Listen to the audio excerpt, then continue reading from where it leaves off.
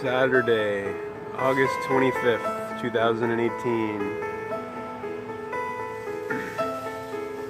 And what would a weekend be here in Massachusetts?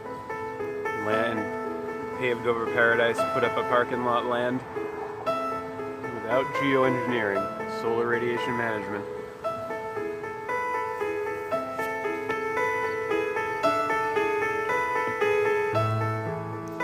Today is 26, numerologically, 2, 6, 8. 8 plus 2 is 10.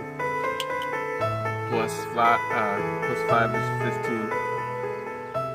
Plus 2 is 17. Plus 0 is 17. Plus 1 is 18. Plus 8 is 26. 26. And what is 26, y'all? G is 7, O is 15, D is 4. G plus O plus D equals 26, A through Z, alpha beta, alpha zeta, alpha omega,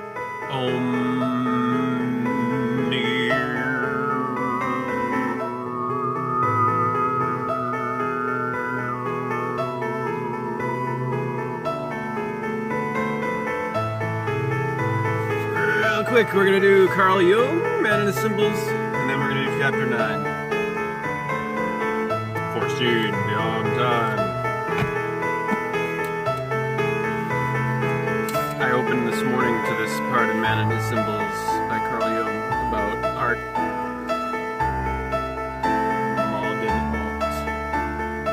Modern painting as a symbol.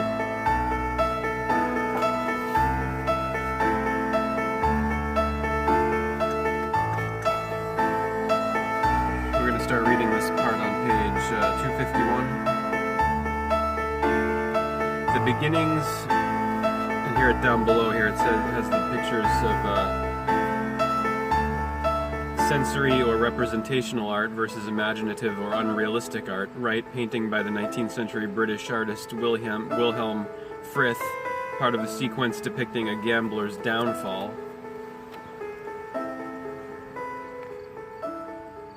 And then the other one here, right?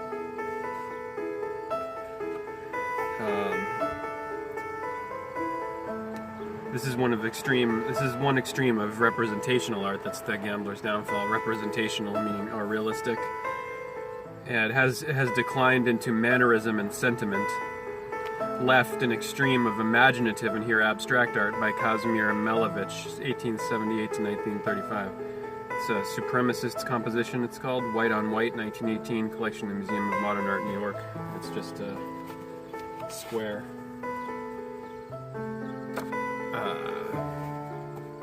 We're going to start here on this paragraph. The beginnings of modern art appeared in the early 1900s. One of the most impressive personalities of that initiatory phase was Kandinsky, whose influence is still clearly traceable in the paintings of the second half of the century. Many of his ideas have proved prophetic. In his essay concerning form, he writes, quote, "The art of today embodies the spiritual matured to the point of revelation. The forms of this embodiment may be arranged between two poles, one great abstraction, two great realism. These two poles open two paths, which both lead to one goal in the end. These two elements have always been present in art. The first was expressed in the second. Today it looks as if they were about to carry on separate existences. Art seems to have put an end to the pleasant completion of the abstract by the concrete and vice versa." To illustrate Kandinsky's point that the two elements of art, the abstract and the concrete, have parted company, In 1913, the Russian painter Kazimir Malevich painted a picture that consisted only of a black square on a white ground. It was perhaps the first purely abstract picture ever painted. He wrote of it, "In my desperate struggle to liberate art from the ballast of the world of objects, I took refuge in the form of the square." A year later, the French painter Marcel Duchamp set up an object chosen at random, a bottle rack, on a pedestal and exhibited it. Jean Bazaine wrote of it, "This bottle rack, torn from its utilitarian context and washed up on the beach, has been invested with the lonely dignity of the derelict. Good for nothing, there used to be, ready for anything, it is alive. Good for nothing, there to be used, ready for anything, it is alive. It lives on the fringe of existence, its own disturbing, absurd life. The disturbing object, that is the first step to art." In its weird dignity and abandonment, the object was immeasurably exalted and given significance that can only be called magical. Hence its disturbing, absurd life. It became an idol and at the same time an object of mockery. Its intrinsic reality was annihilated. Both Malevich's square and Duchamp's bottle rack were symbolic gestures that had nothing to do with art in the strict sense of the word, yet they mark the two extremes, great abstraction and great realism, between which the imaginative art of the succeeding decades may be aligned and understood.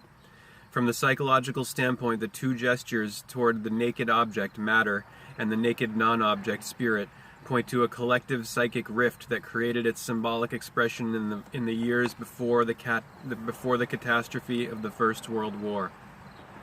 This rift had first appeared in the Renaissance, when it became manifest as a conflict between knowledge and faith, science and religion, reason and emotion, masculine, feminine. Meanwhile, civilization was removing man further and further from his instinctual foundation, so that a gulf opened between nature and mind, between the unconscious and consciousness. These opposites characterize the psychic situation that is seeking expression in modern art. And the next part is called The Secret Soul of Things. And here's the images.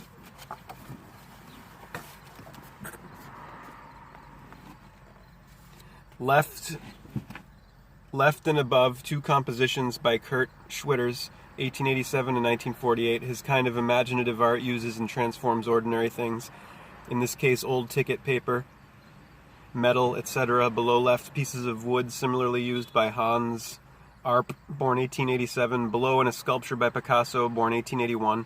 Ordinary objects, leaves, are part of the subject rather than the material.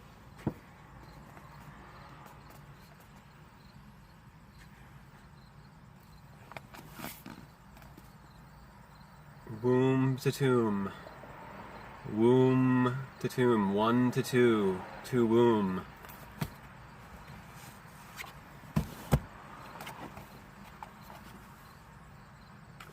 Foreseen Beyond Time by St. Clair, Chapter 9, page 67, The Unseen Conflict. Let's see if we can finish this before the 15-minute marker. Oh, look at this one. New fresh one right there. Fresh trail, geoengineering spray. Look at how far that one goes. All of this, what you see there, is geoengineering spray. And geoengineering is not just this, it's paving over paradise, it's the whole man over nature worldview / paradigm. And now we're going to be less likely to finish chapter 9. Jeez Louise. In chapter 9, The Unseen Conflict. Spiral ritual, spiritual. Spear ritual.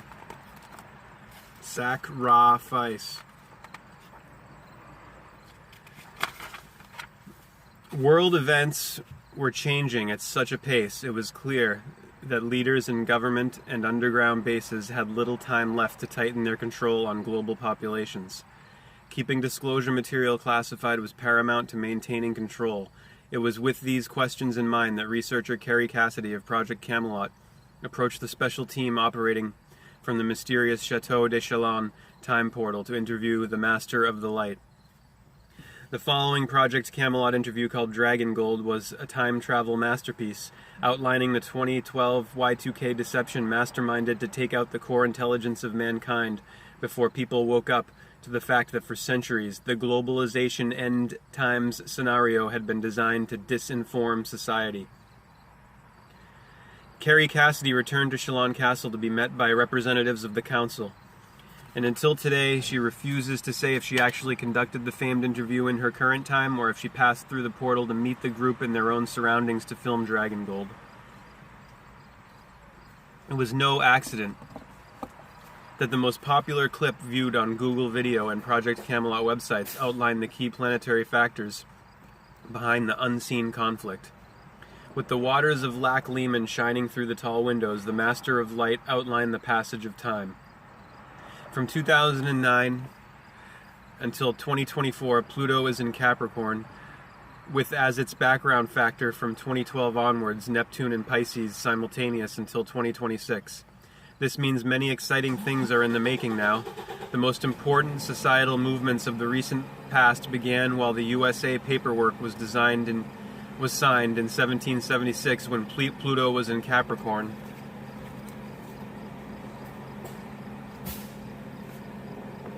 When Pluto was in Capricorn, and the development of what we know as America, its history, and our modern existence unfolded within this last Pluto cycle. However, the whole story began with the extermination of the Native American Indians. The events, tangentially speaking, can be understood in historical terms as, quote, the first step is the last step, unquote. Societal and industrial developments started around 1760 have now run their full course. America began with violence and deception, and the society developed this relationship with the rest of the world. Violence breeds conflict, and so on. Where does the Mayan calculation fit into all this? The Mayan calendar supposedly identifies 2012 as the last moment in time, but one has to know that astrologically, sometime between Venus cycles 2012, 2020, and 2028, the actual endgame takes place. The Mayans were quoted out of context by regressives who tried already in 1999 to put fear into mankind with Y2K. In that sense, 2012 is not what it was said to be. After 2012, a new target date will be invented to create a new fear. 9/11 was a typical controlled disorder operation, as was the avian flu. Chaos sorcery. Geopolitical changes are planned, as we will see when this reality show resumes. Power does initially concentrate in the hands of the few so-called super powerful and super rich, until all of it implodes around 2020. Again, the first step is the last step. Keep in mind that no civilization is conquered from outside until and unless it has been rotting long enough from inside. To see this through, all you need to do is know how to wait. Fear of secret enemies and their hidden governments immobilizes mankind.